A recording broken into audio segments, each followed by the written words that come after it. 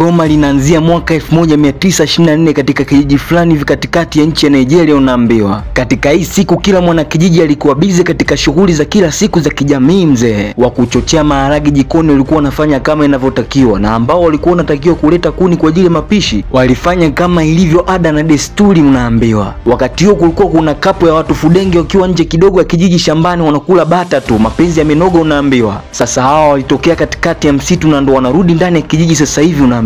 Muda huo wanaingia askari wavamizi kutokea kijiji jirani mzee. Washikaji wametimba wakiwa na wenge kinoma wanakusanya wanakijiji wote katika eneo moja unaambiwa. Wakafanikiwa kukusanya wanakijiji wote eneo la katikati ya kijiji, kisha wakamtafuta na chifu na kumleta katikati yao. Basi kilio kikao kimetawala kijijini kote mzee. Nimekuja kwenye kijiji lakini sina nia ya kumuua mtu yoyote ule. Askari mkuu uvamizi aliongea kwa msisitizo mkubwa sana akihitaji kupata kitu fulani ambacho ni cha siri. Nimekuja kuchukua kitu cha siri kilichopo katika eneo hili la siri. Chifu wa kijiji akasema kwamba kile ambacho amekifata hakipo kabisa hapa. Kwa kusema hayo, chifu akaonekana kwamba analeta kikwazo kwenye safari iliyoleta askari hao wavamizi. Tuangalie sisi, tutazame, sisi ni watu wazuri, sisi ni watu wa amani, hatutaki kabisa matatizo na wewe. Askari mkuu akamwambia kwamba anahitaji kinyago cha damu takatifu mzee. Chifu wa kijiji akasema kwamba hicho kinyago hakipo kabisa katika kijiji kwa sasa, kwamba kuna watu walivamia na kukichukua kama jinsi ambavyo wamefanya wao. Wakati chifu wa kijiji anajielezea sana ili kuwatetea watu wake, ili kapu ndio inakaribia kijijini kwa sasa.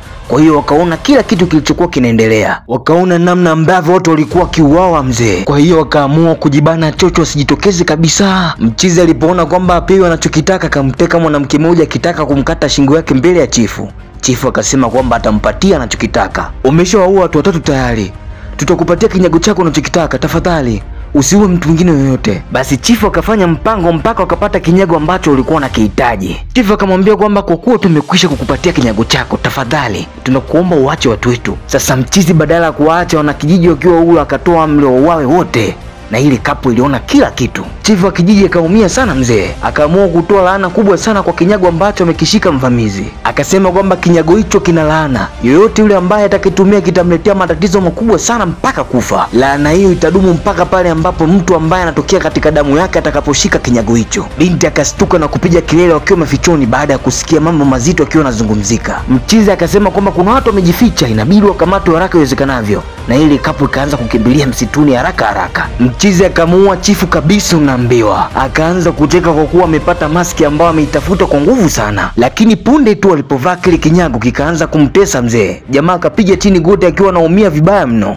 kisha akaanguka chini. Kwa hiyo habari yake ikawa imeishia hapo mzee. Sasa tunatupwa mpaka mwaka 2024 unaambiwa. Hii siku kuna wanafunzi wa shule fulani walikuwa wakienda makumbusho mzee kwa ajili ya kufanya utalii. Mwalimu kama kawaida yake anajua tabia za wanafunzi wote, kwa hiyo akawa anakagua mmoja baada mwingine kabla ya kuingia kwenye gari unaambiwa. Ukafika muda wa kuanza safari, lakini Barnabas alikuwa hajafika kabisa. Punde kidogo Mwamba akafika akiwa amechoka, akachelewa kinoma yani. Na licha ya kuchelewa Mwamba akawa anasema kwamba hahitaji kabisa kwenda unapotaka kwenda. Roho yake haitaki kabisa. Mchizi akawa anamwomba mwalimu wake aweze kumruhusu arudi alikotoka, lakini ticha hakutaka kabisa yani. Basi dogo akaamua kwenda hivyo hivyo tu baada ya ticha kumlazimisha. Baada ya safari kuanza, kuna Mwamba anaitwa Johnson akawa anamsumbua sana bidada ambaye anaitwa Jado. Oh Joseph, tatizo nini?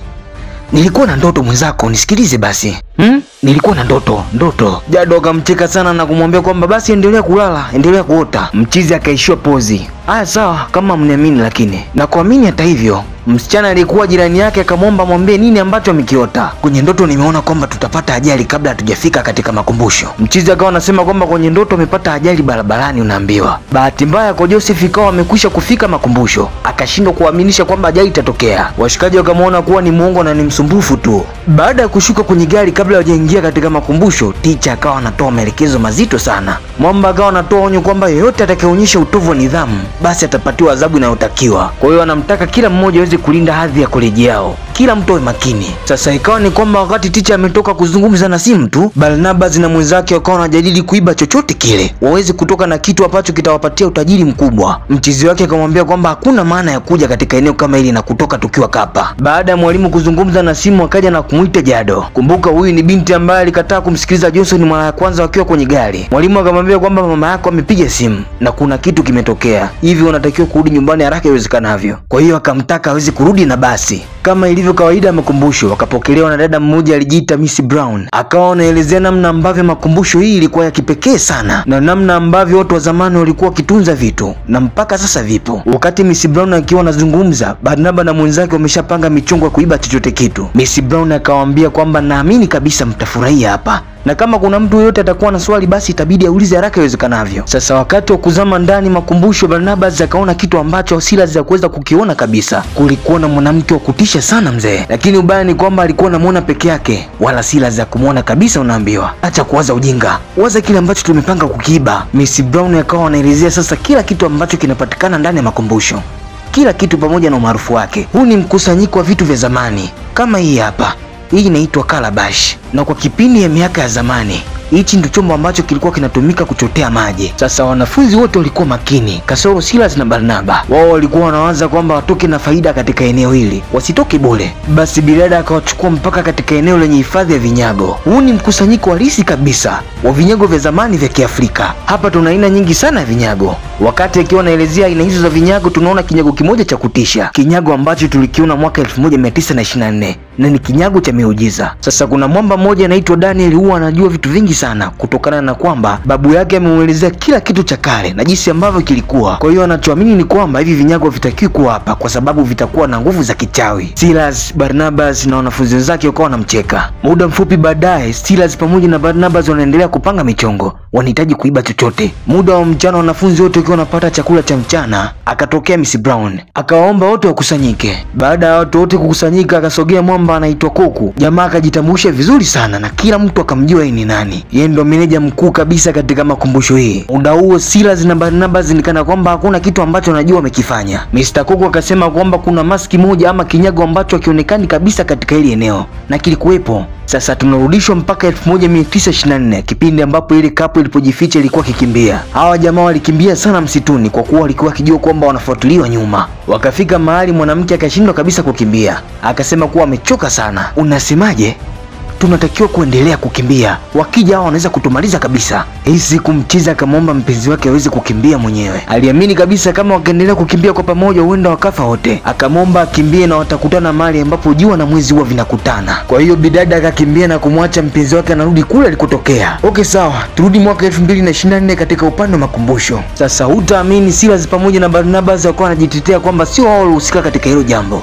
Wakawa wanatetea wanafunzi wenzao. Mr. Koku akasema kwamba kinatakiwa kupatikana hicho kinyago na la sivyo watabakia hapa hapa mpaka ambapo kitakapopatikana. Wanafunzi wote wakawa wanashangaa kwa kile ambacho kinaongelewa. Mchizi akasema kwamba kila kitu kilikuwa kimehesabiwa mpaka ambapo alipokuja, mpaka ticha akashindwa kuelewa nini ambacho kinaongelewa. Barnabas alivyokuwa na vituko akawa anashiriki kusema kwamba hawahusiki kabisa katika wizi. Mwalimu akajitahidi sana kuwatetea wanafunzi wake kwamba hakuna yeyote ambaye ameiba chochote kile. Mr. Koku akasema kama nilivyosema, mpaka wakati ambapo itapatikana hicho kinyago ndipo wanafunzi wako watakapoondoka, la sivyo watabaki hapa hapa. Na kuonyesha usiriasi uliopo, basi polisi wakawa wamefika eneo la tukio. Hii ni kumaanisha kwamba hakuna yeyote atakayetoka mpaka kinyago kipatikane. Basi unaambiwa ukaguzi ukafanyika. Upekuzi ukawa umeanza mapema sana kwa Barnabas na Silas. Hao jamaa waaminiki kabisa. Sasa ikawa ni kwamba kinyago kijapatikana kabisa.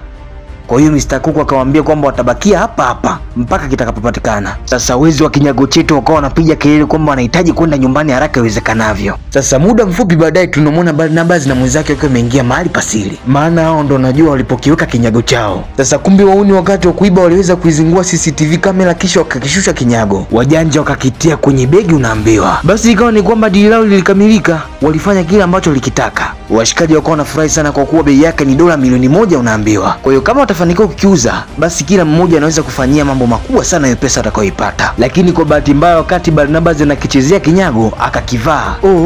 Nini kitatokea baada ya kuvaa hichi kinyago?